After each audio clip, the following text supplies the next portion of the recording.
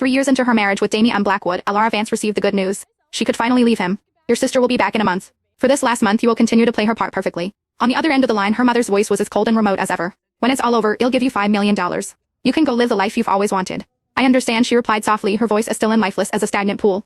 Hanging up, Alara looked up at the enormous wedding portrait hanging on the wall. In the photo, Damien was breathtakingly handsome in a tailored suit, a man who looked sculpted by the gods.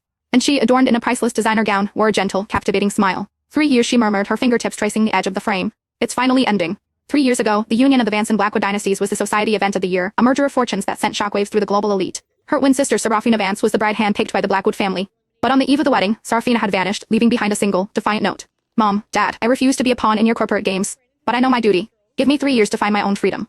After that, I'll come back. To salvage the multi-billion-dollar alliance, the Vance parents had no choice. They summoned their other daughter, the twin they had cast away to the countryside years ago, and brought her back under the cover of night. And just like that, Alara Vance, the girl raised in obscurity, who had never even been invited to a family gathering, stepped into her sister's life, put on her sister's dress, and became the substitute bride. Damien doesn't love your sister. He loves the scholarship student his family sponsored. Her mother had warned her on the night before the wedding, her words like shards of ice. Life with him won't be easy. But all you have to do is keep your head down, wear your sister's name, and survive these 3 years.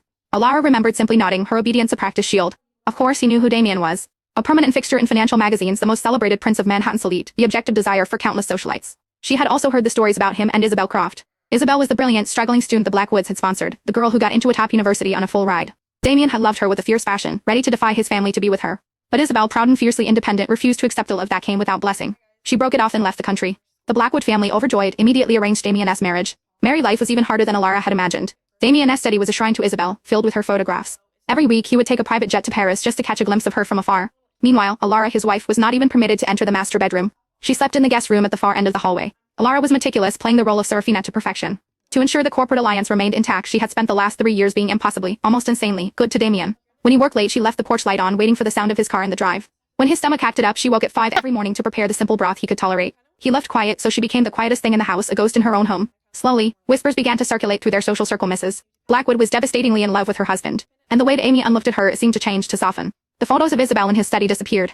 The weekly flights to Paris stopped. He started remembering her birthday. He would come home early if he heard she had a cold. He even began to share her bed. For a dizzying moment, Alara almost let herself believe that something real, something true, had begun to grow in the ashes of this substitute marriage.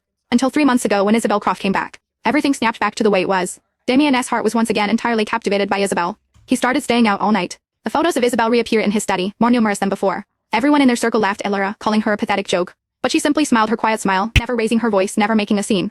Because she had never, ever loved Damien. The only reason she stayed was for the money and the freedom her parents had promised. His affection would have made her life easier, yes. But his indifference, it didn't matter. No one knew that while Alara and Serafina were twins, their fates were worlds apart.